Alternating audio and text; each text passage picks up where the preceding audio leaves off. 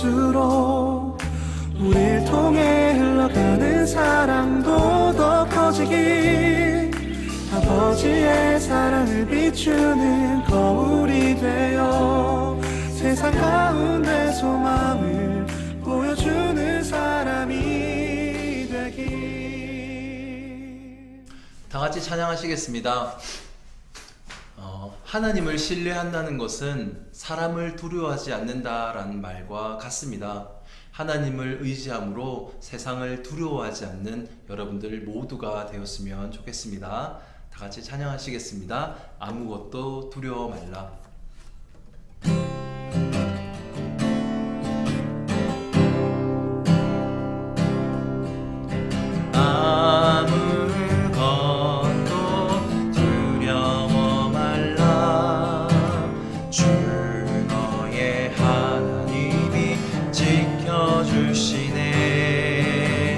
놀라지 마라, 겁내지 마라.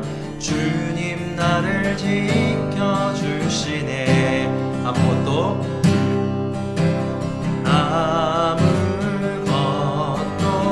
두려워 말라. 주 너의 하나님이 지켜주시네.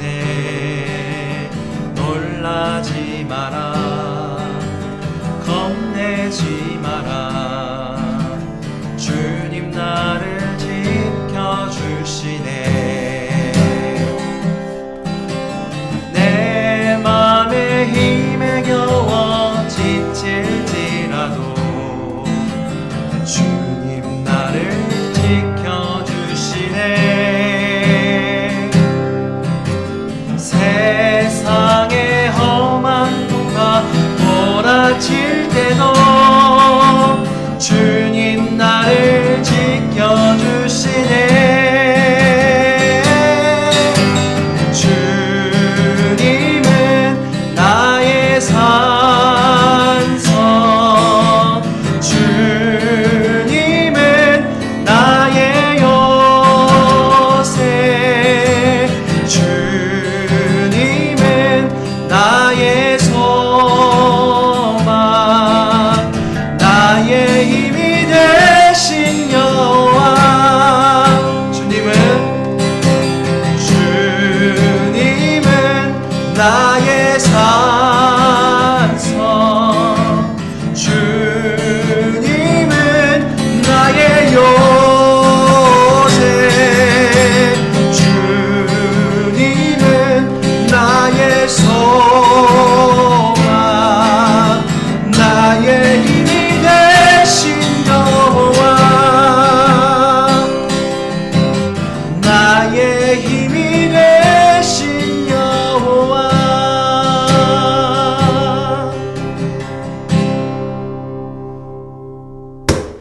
아멘!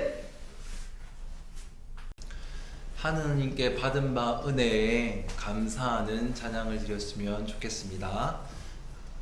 감사해요. 깨닫지 못했었는데 다 같이 찬양하시겠습니다.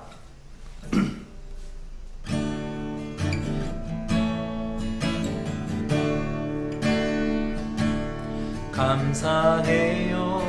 깨닫지 못했었는데 내가 얼마나 소중한 존재라는 걸 태초부터 지금까지 하나님의 사랑에 항상 날 향하고 있었다는 걸 고마워요.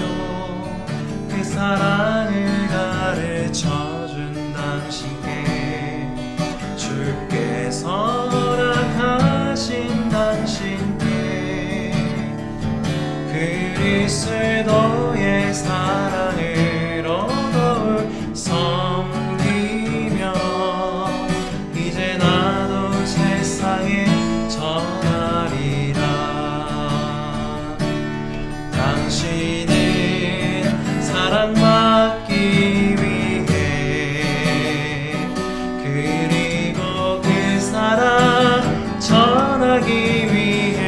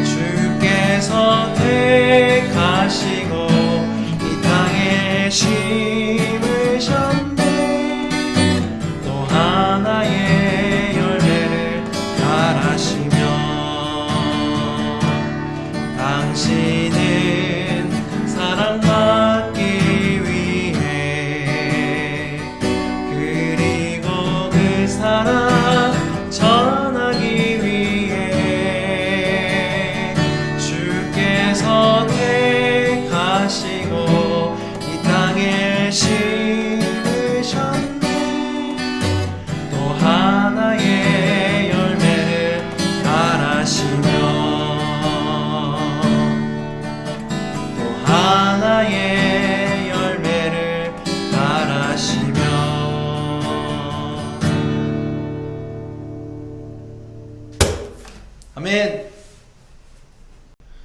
다 같이 하나님 말씀 보시겠습니다. 같이 보실 하나님 말씀은 열왕기상 22장 34절부터 35절입니다. 다 같이 한번 봉독하도록 하겠습니다. 시작. 그런데 군인 한 사람이 무심코 활을 당긴 것이 이스라엘 왕에게 명중하였다. 화살이 갑옷 가슴막이 이음새 사이를 뚫고 들어간 것이다. 왕은 자기의 병거를 모는 부하에게 말하였다. 병거를 돌려서 이 싸움터에서 빠져나가자. 내가 부상을 입었다. 그러나 특히 그날은 싸움이 격렬하였으므로 왕은 병거 가운데 붙들려 서서 시리아 군대를 막다가 저녁때가 되어 죽었는데 그의 병거 안에는 왕의 상처에서 흘러나온 피가 바닥에 흥건히 고여 있었다. 아멘. 잠깐 기도하겠습니다. 사랑의 하나님, 불의를 행하며 하나님의 말씀을 듣지 않았던 아합의 그 마지막을 보고자 합니다. 하나님께서 은혜 내려주셔서 오늘의 말씀 가운데 속에서도 우리에게 적용할 것들을 알고 깨달을 수 있도록 은혜를 내려 주옵소서. 감사하며 예수님의 이름으로 기도드립니다. 아멘.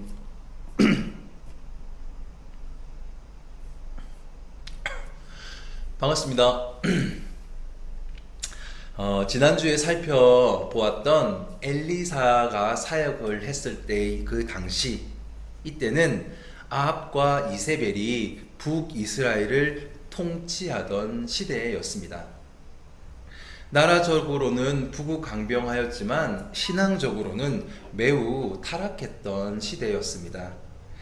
엘리트 지배계층들의 입장에서는 나름 천국이었지만 이스라엘 백성들의 입장에서는 지옥과 같은 그런 시기였습니다.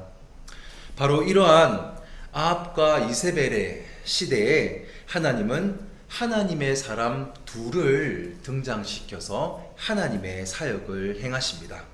이스라엘을 가르치고 또 권력을 쥐고 있었던, 하나님을 드러내야 했었던 이스라엘의 왕 아합, 이들에게 하나님은 설득을 하고 있었습니다. 이 시대 때 하나님이 두 사람의 사역자를 세웠다고 하였는데 그 한 사람이 우리가 지난주에 살펴보았던 엘리야라는 사람이었고, 또 다른 한 사람이 미가야라는 사람이었습니다. 오늘은 엘리야와 미가야, 이 두 사람의 사역을 통해서 아합에게 하나님이 가르치고자 하였던 하나님의 사역을 소개를 하도록 하겠습니다.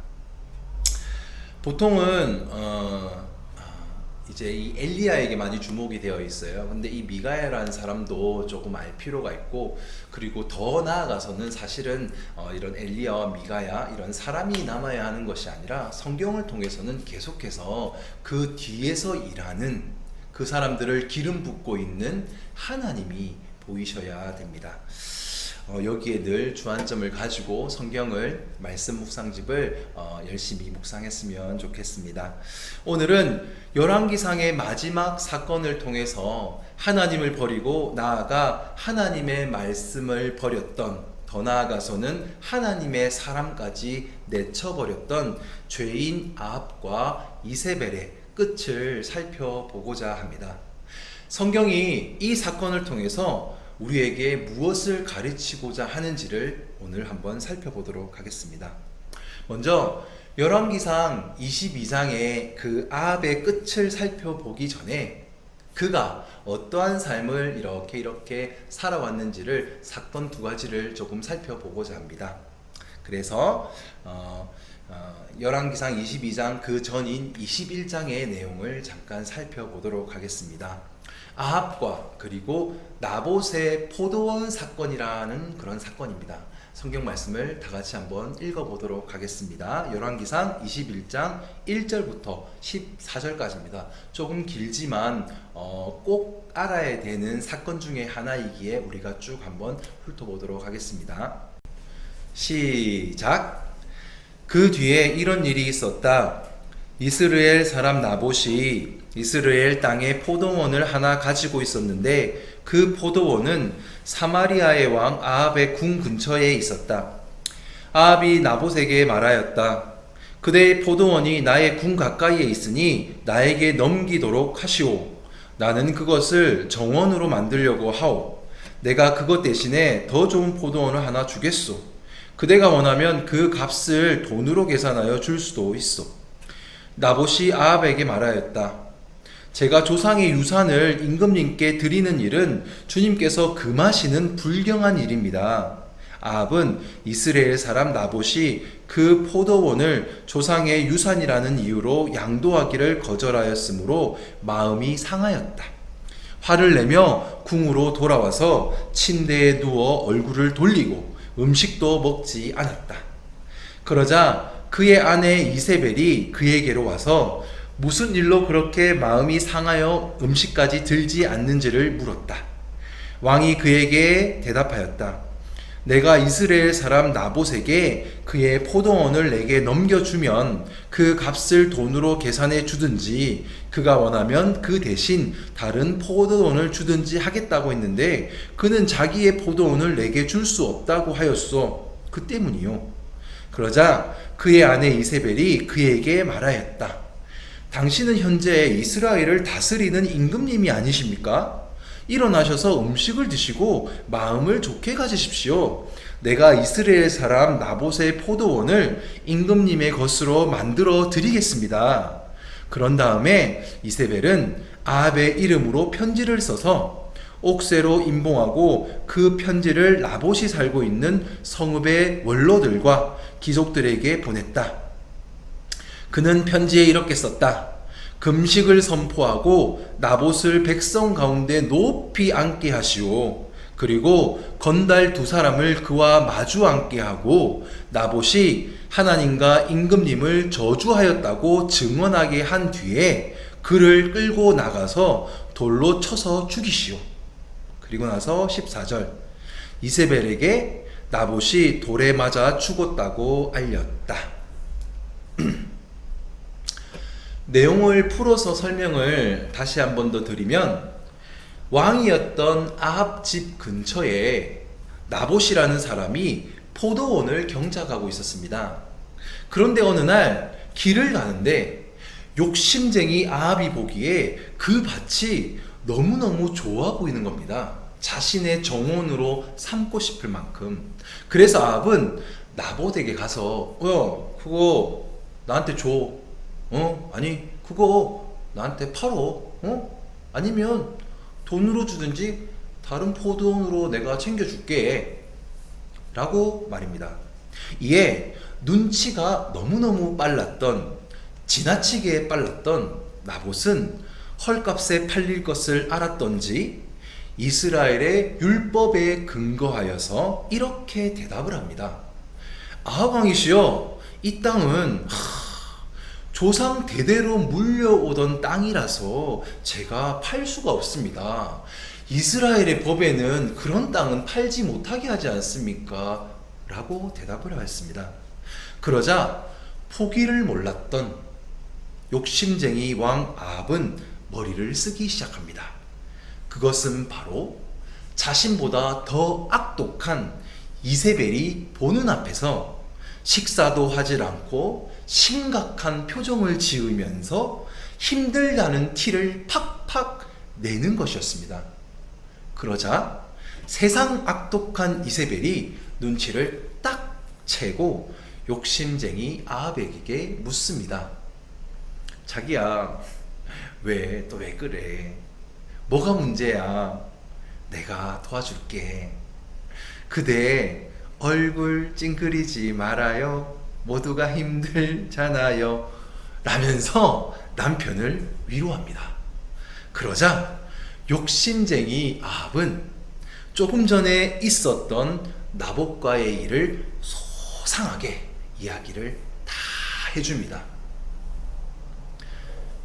이야기를 다 들은 악독한 아내 이세벨은 별스러운 문제도 아닌 것을 직감을 하고 계획을 하나 세웁니다. 그것은 바로 건달, 깡패 2사람을 사서 나봇이 하나님과 하나님이 세운 왕을 저주하였다라고 거짓말을 하는 음모였습니다. 그녀는 이를 위해서 강력한 종교행위였던 금식을 선포하게 하고 나봇을 백성들 가운데서 그 잔치상에서 최고로 높인 후에 하나님을 저주하였다라는 명목으로, 그리고 하나님이 세운 왕을 저주하였다라는 명목으로 구약의 율법 형식인 재판 형식으로 나봇을 딱 죽여버립니다. 두세 사람의 증인이 필요하고 하나님을 멸시하고 하나님을 저주하면 죽게 되는 율법이 있거든요. 그리고 이 상황에서 금식까지 선포를 하면서 이 대대적인 쇼를 이세벨이가 행합니다. 지금 이게 너무 악한 겁니다. 열왕기상은 지금 아합과 나봇의 이 포도원 사건을 기록함으로써 이들이 얼마나 악했는지를 고발하고 있는 것입니다. 하나님은 이스라엘에게 특별히 하나님을 상징하기 위한 이 왕에게 하나님의 말씀인 율법을 주시면서 어느 누구도 불의한 일을 당하지 않도록 하기 위해서 공평과 정의의 율법을 주셨는데, 나아가서는 회개의 상징으로서 하나님께로 하나님의 뜻대로 살겠습니다라는 그런 회개, 돌이킴의 상징으로서 금식이라는 것까지도 가르쳐 주셨는데, 지금 아합과 이세벨은 하나님이 인간을 살리기 위해서 주신 하나님의 금식과 하나님의 말씀인 율법과 하나님의 마음으로 재판을 하고 했던 그 재판 형식을 가지고서 무고한 한 사람 나봇을 죽이고 있었던 것입니다. 이게 정말 악한 권력의 모습입니다. 예나 지금이나 정치와 종교, 더 나아가서는 정치와 종교와 검찰, 이 모든 세력, 이 강한 세력, 정의를 실현해야 되고 하나님의 마음과 뜻을 실현해야 되는 이 기관들이 나쁜 방향으로 힘을 발휘하기 시작을 하면 그 공동체는 절대로 never 참된 안식과 평안을 거할 수가, 존재할 수가 없는 것입니다. 그런데 지금 하나님의 백성들이, 특별히 하나님을 드러내야 할 이스라엘의 왕이 자신이 먼저 이렇게 하나님의 뜻과는 정반대로 살아가고 있었습니다. 심지어 하나님이 권하셨던 금식과 율법을 악용하여서, 하나님의 법을 악용하여서 다른 사람을 죽이고 힘들게 하고 있었던 것입니다. 참 이게 너무너무 안타까운 사실입니다. 기록이 이렇게 대표적으로 다 기록할 수 있었겠어요? 대표적인 사건 하나를 기록을 이제 했을 텐데 얼마나 수많은 악질적인 행동들을 많이 했겠습니까? 이에 하나님은 하나님의 사람 엘리야를 통해서 죄의 결과로서 아합과 이세벨이 당하게 될 일을 말씀을 해주십니다. 아합에 대해서는 열왕기상 21장 19절에, 그리고 이세벨에 대해서는 열왕기상 21장 21절, 23절에 이렇게 말씀을 하십니다. 너희들은 결국 이렇게 될 것이다. 아합과 이세벨이여. 다 같이 한번 읽어보겠습니다. 시작. 너는 그에게, 아합에게 다음과 같이 전하여라. 나 주가 말한다. 내가 살인을 하고 또 재산을 빼앗기까지 하였느냐? 내 주가 말한다. 개들이 나봇의 피를 핥은 바로 그곳에서 그 개들이 내 피를 핥을 것이다. 이세벨에 대해서 23절. 주님께서는 또 이세벨에게 두고서도 개들이 이스라엘 성 밖에서 이세벨의 죽음을 찢어 먹을 것이다 하고 말씀하셨습니다. 하나님은 하나님의 말씀을 듣지 않은, 단순히 듣지 않은 정도가 아니라 생명을 살리는 데 쓰라고 하였던 하나님의 말씀으로 다른 생명을 죽이는 데 사용을 하였던 아합과 이세벨의 악행을 고발하고 계셨습니다. 그리고 그들이 아무리 최고의 권력과 권세일지라도 악한 길에서 돌이키지 않으면, 돌이켜 금식하지 않으면 그들 또한 처참하게 죽을 것까지 예언을 하셨습니다. 질문: 아합과 이세벨이 하나님의 이러한 경고를 듣고 금식하면서 돌이켰을까요? 아니면 돌이키지 않고 더욱더 제 멋대로 더욱 악행을 행했을까요? 네, 맞습니다. 그들은 하나님의 말씀을 듣지 않았으며 불의를 더욱 일삼게 됩니다. 그들은 더욱더욱 악해져만 갑니다. 그것이 열왕기상 오늘 본문 22장의 이야기입니다. 인간사는 전쟁사다라는 그런 말이 있습니다. 인생을 뭐 길게는 안 살아봤고 또 많은 책을 보지도 않았고 많은 역사를 다 섭렵하고 있지는 않지만 살면 살수록, 그리고 성경을 통해서 또 다른 세계사와 역사를 통해서 보건대 인간사가 참 전쟁사가 맞는 것 같습니다.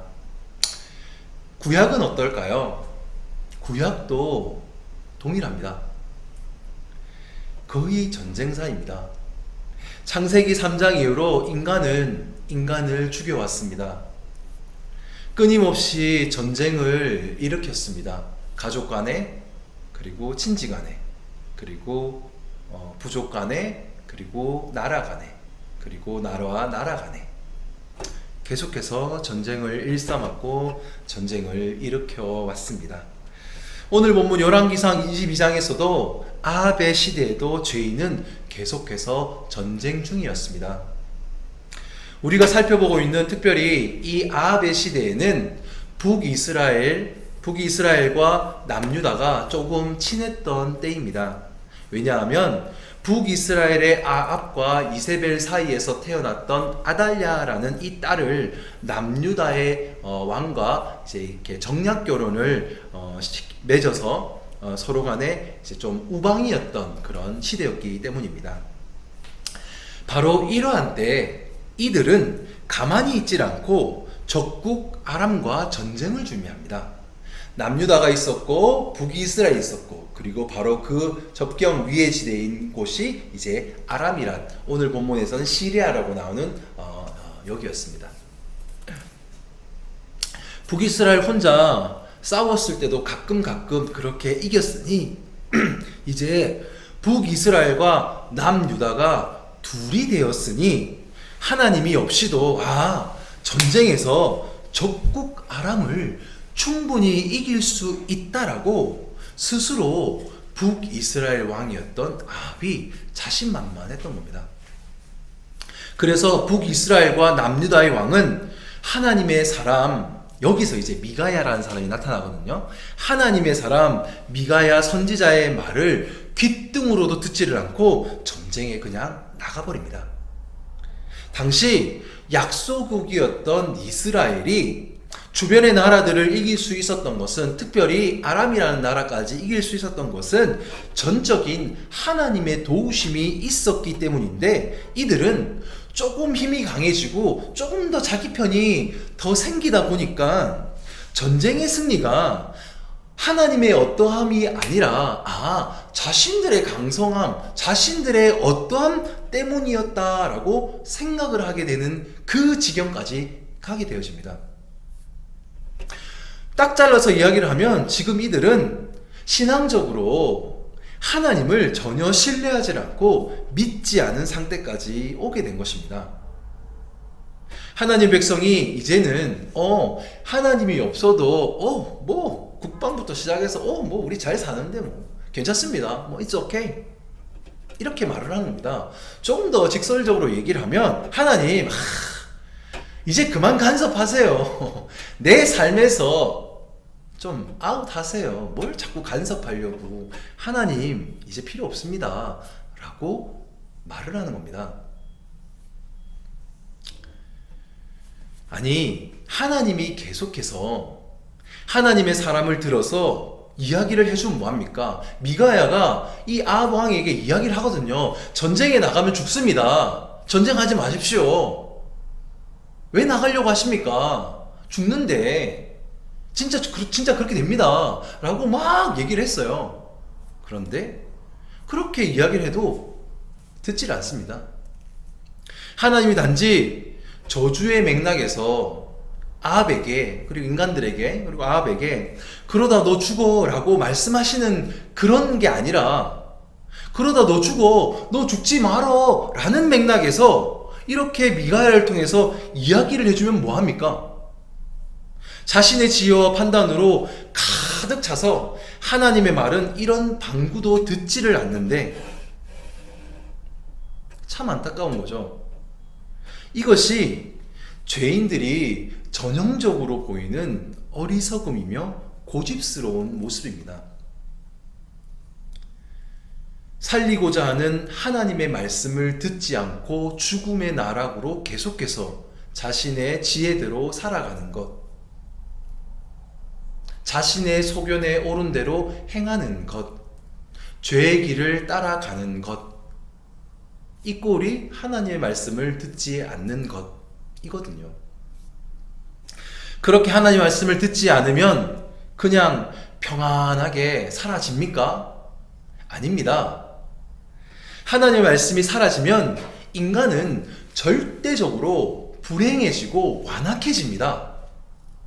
그래서 아합은 하나님의 사람 선지자 미가야를 어떻게 하느냐? 감옥에 쳐넣어버리고 딱 살 만큼만 먹을 것을 주면서, 야, 내가 전쟁에 돌아와서 다시 너 보겠어? 라고 협박까지 합니다. 그것이 열왕기상 22장 26절부터 27절까지입니다. 다 같이 한번 살펴보고 넘어가도록 하겠습니다. 시작. 이스라엘 왕은 명령하였다. 미가야를 잡아다가 아몬 성주와 요아스 왕자에게로 끌고 가거라. 그리고 내가 명하는 것이니 이 자를 감옥에 가두고 내가 평안히 돌아올 때까지 빵과 물을 죽지 않을 만큼만 먹이라고 하여라 라고 명령을 내립니다. 성경의 표현대로 죄악이 관영되면 하나님이 아무리 이야기를 해줘도 듣지 않는 타이밍이 옵니다. 하나님이 아무리 예언을 주어도, 하나님의 그 사역을 아무리 펼쳐봐 주어도, 보여주어도, 이상과 환상과 주변의 사람들을 통해서, 하나님의 사람들을 통해서 아무리 붙여줘서 그 사람이 돌이킬 수 있도록, 회개할 수 있도록 아무리 알려줘도 절대로 듣지 않는 때가 옵니다. 그때가 바로 죄가 관영하여서 죄가 넘쳐서 하나님의 말씀이 전혀 담기지가 않는 때입니다. 자, 보세요. 이 말씀은 참 전도사인 전사님에게도 깊이 새기고 가야 할 본문이고 원리고 가르침인데요. 아합은 엘리야를 통해서 하나님의 말씀을 듣고 지적을 당했습니다. 자신의 잘못을 정확하게 지적을 당했습니다. 그런데 듣지를 않았습니다. 나봇 사건을 통해서, 그리고 그 외에도 수많은 사건들이 있죠. 오히려 아합은 자신은 죄가 없고 지혜롭게 행했다고 생각을 하였습니다. 심지어 자신이 직접 나봇의 피를 묻힌 것은 아니니 별다른 죄의식도 느끼지를 않고 있었습니다. 그리고 미가야의 사건을 통해서도 듣지 않는 겁니다. 그런데 정말 그가 정말로 아무 잘못이 없는 겁니까? 아닙니다. 지금 악독한 죄인 아합은 하나님의 말씀으로, 하나님의 종교 방식으로 다른 생명을, 천하보다도 귀하다는 한 생명, 나봇의 생명을, 포도원 그깟 것 하나를 주지 않았다고 그냥 죽여버립니다. 아무런 죄의식도 없습니다. 그리고 이제는 하나님의 사람을, 자신이 하나님의 예언을 해달라고 한번 들어보자고 그렇게 요청까지 하였으면서, 그 요청대로 하나님의 사람인 미가야가 하나님의 예언을 주었더니 자신의 마음에 들지 않는다고 감옥에 쳐놓고는 딱 죽지 않을 만큼만, 목숨이 연명될 정도로만 먹을 것을 줍니다. 이것이 하나님의 은혜를 경험한 사람, 하나님의 백성, 하나님을 대표하라고 세운 하나님의 왕이 맞습니까? 그런데 인간은 하나님의 은혜를 그렇게 경험을 했지만 이런 모습을 보입니다. 여러분들은 안 그럴 것 같죠? 아닙니다. 죄인은 충분히 모두가 다 이렇게 행동할 수 있습니다. 우리 모두가 다 이렇게 행동할 가능성이 다 있습니다. 절대로 자부하지 않으셨으면 좋겠습니다. 그럴 기회가 없었던 것이지 그러지 않을 거라는 법이 절대로 없습니다. 전사님인 저도 그럴 수 있고, 여러분들이 보기에 꽤나 거룩해 보이는 누군가도 그럴 수 있습니다. 하나님의 말씀을 곁에 두지 않고, 하나님의 사람들을 곁에 두지 않고 나 홀로 잘났네 하면서 그렇게 살면 전부 다 아합처럼 이렇게 될 수 있습니다. 그래서 근신하여서 기도하고 가능한 한 최선을 다해서 말씀을 먹으셔야 되는 것입니다. 그래야 무엇이 선이며 무엇이 정의인지를 분별하면서 살아갈 수 있는 겁니다. 그래서 이들의 결국이 어떠했냐고요? 참으로 서글프지만 이들의 결국이, 전쟁에 나간 아합의 결국이 어떠했느냐 하면 열왕기상 22장 34절과 35절 그리고 38절입니다. 한번 읽어보도록 하겠습니다. 아합 왕의 결국입니다. 시작. 그런데 군인 한 사람이 무심코 활을 당긴 것이 이스라엘 왕에게 명중하였다. 화살이 갑옷 가슴막이 이음새 사이를 뚫고 들어간 것이다. 왕은 자기의 병거를 모는 부하에게 말하였다. 병거를 돌려서 이 싸움터에서 빠져나가자. 내가 부상을 입었다. 그러나 특히 그날은 싸움이 격렬하였으므로 왕은 병거 가운데 붙들려 서서 시리아 군대를 막다가 저녁 때가 되어 죽었는데, 그의 병거 안에는 왕의 상처에서 흘러나온 피가 바닥에 흥건히 고여 있었다. 그리고 사마리아의 연못에서 왕의 병거와 갑옷을 씻을 때에 개들이 그 피를 핥았고 창녀들이 그곳에서 목욕을 하였다. 이렇게 해서 모든 것은 주님께서 말씀하신 대로 되었다. 그의 아내 이세벨의 그 끝 결국은 어땠을까요? 36절과 37절입니다. 다 같이 읽어보겠습니다. 그들이 돌아와서 그에게 그렇게 보고하니 그가 말하였다. 주님께서 주님의 종 디셉 사람 엘리야를 시켜서 말씀하신 대로 이루어졌다.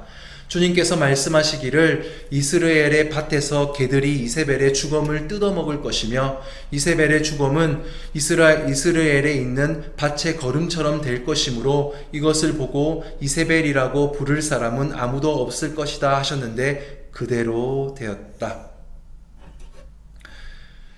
하나님이 죄인에게 율법을 주신 것은, 그리고 하나님이 죄인을 위해서 예수님을 주신 것, 모두가 다 인간을 사랑하였기 때문이고 서로를 사랑하라고 주신 것입니다.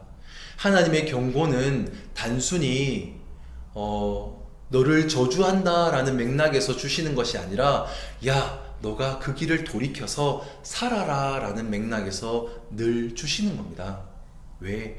하나님은 우리가 회개하여서 돌이켜서 삶을 잘 살아가기를 원하시기 때문입니다.